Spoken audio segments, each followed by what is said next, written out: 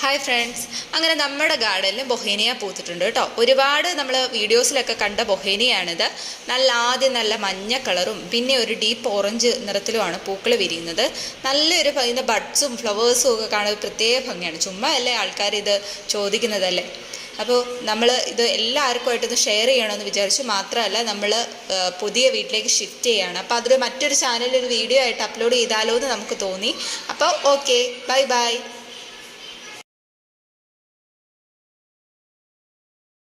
Hi friends, അങ്ങനെ നമ്മുടെ ഗാർഡനിൽ ബൊഹേനിയ പൂത്തിട്ടുണ്ട് കേട്ടോ. ഒരുപാട് നമ്മൾ വീഡിയോസിലൊക്കെ കണ്ട ബൊഹേനിയാണിത്.